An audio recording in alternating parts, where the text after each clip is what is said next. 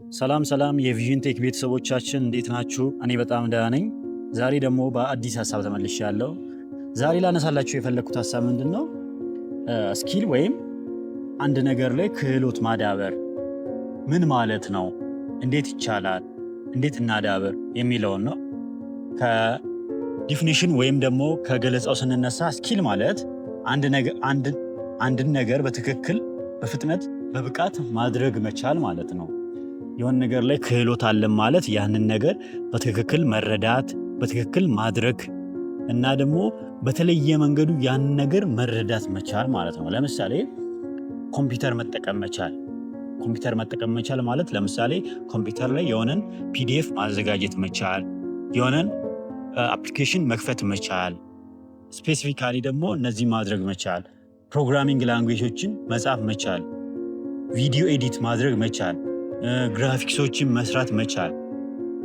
እነዚህ የተለያዩ አይነት ስኪሎች ናቸው። ለምሳሌ እንግሊዝኛ መናገር መቻል ራሱ አንድ ስኪል ነው ማለት ነው።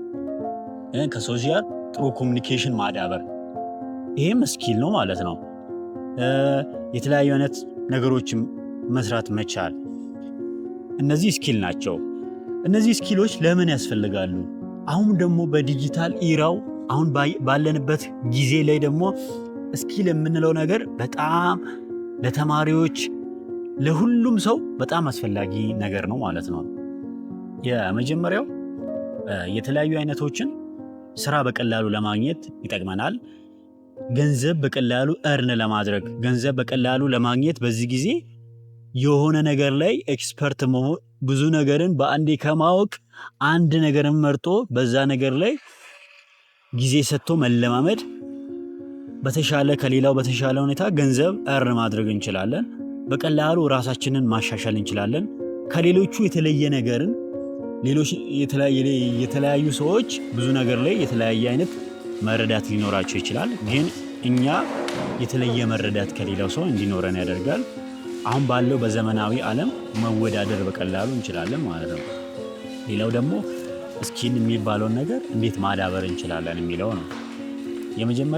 የመጀመሪያው ሀሳብ የምትወደውን ነገር መምረጥ ነው። መጀመሪያ የምትወደውን ነገር ነው የምትመርጠው።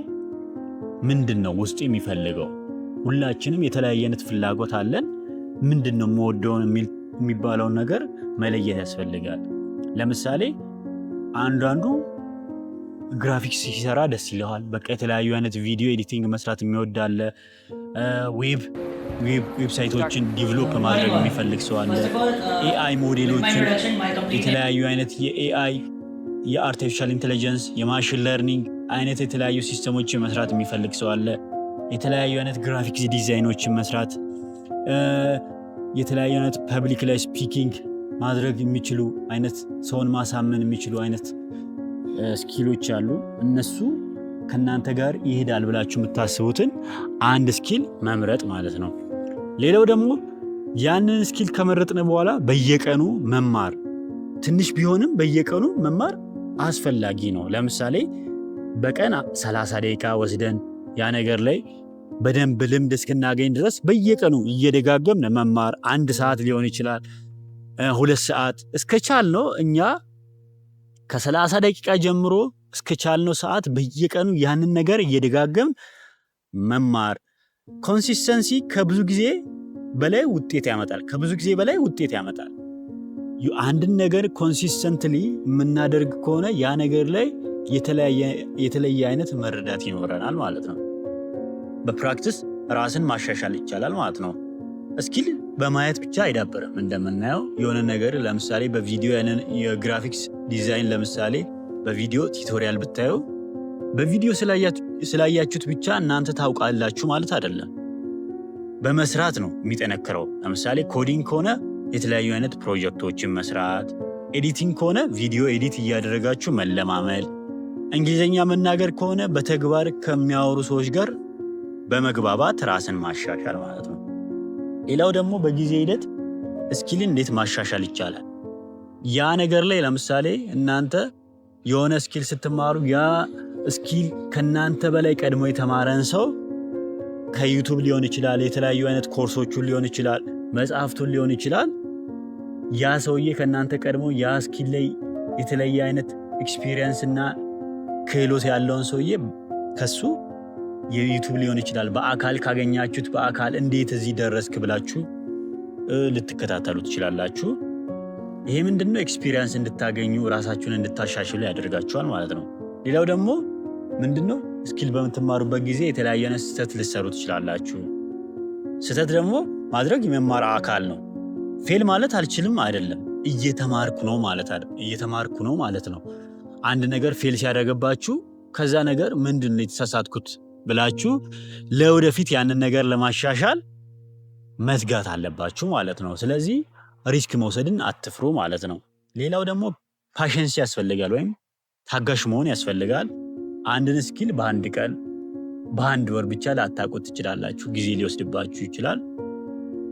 ስለዚህ ቀስ በቀስ 1% 2% እያለ አይደል ታዲያ የሚሄደው። ቀስ በቀስ እናንተም ራሳችሁን በየቀኑ እያደገ የሚሄድ ነገር ነው። ስኪል በአንድ ቀን የሚገነባ ሳይሆን በየቀኑ እያደገ የሚሄድ ነገር ስለሆነ ቀስ በቀስ እያደጋችሁ ትሄዳላችሁ ማለት ነው። ለዛሬ ያነሳሁላችሁ ሀሳብ ይህን ይመስላል። ቀጣይ ደግሞ በዚህ ጊዜ ተፈላጊ የሆኑት ስኪሎች እነማን ናቸው የሚለውን ሀሳብ አነሳላችኋለሁ። በጣም አመሰግናለሁ። ይመቻችሁ። ባባይ። በ2026 ጠቃሚ የሚባሉ ስኪሎች አሉ። በጣም አሁን ከረንትሊ በጣም ተፈላጊ የሆኑ ስኪሎች አሉ።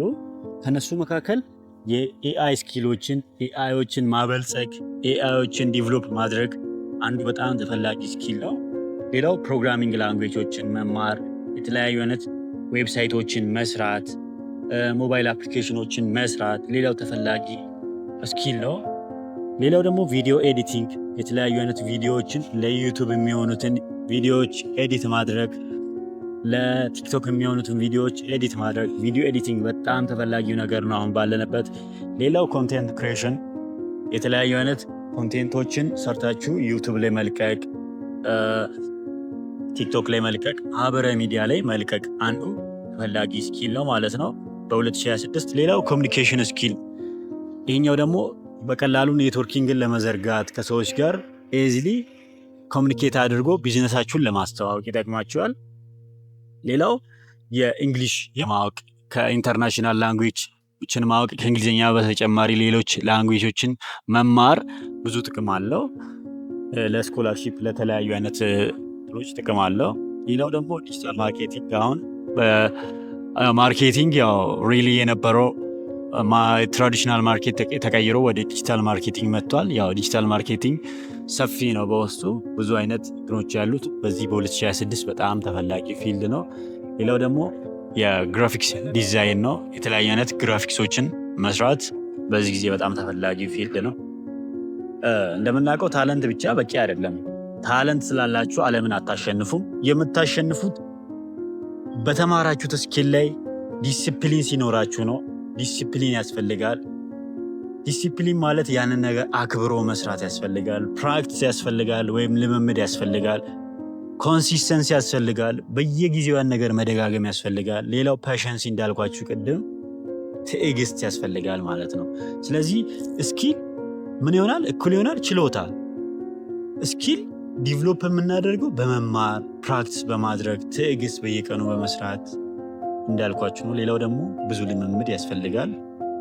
ካልኳችሁ ክስተት መማር፣ የተለያዩ አይነቶችን መመራን መከተል፣ ራስን መፈተን፣ የተለያዩ ራሳችን ቻሌንጅ ማድረግ፣ እነዚህ ስኪልን የሚረዱ ይሄ ሀሳብ ይመስላል ማለት ነው።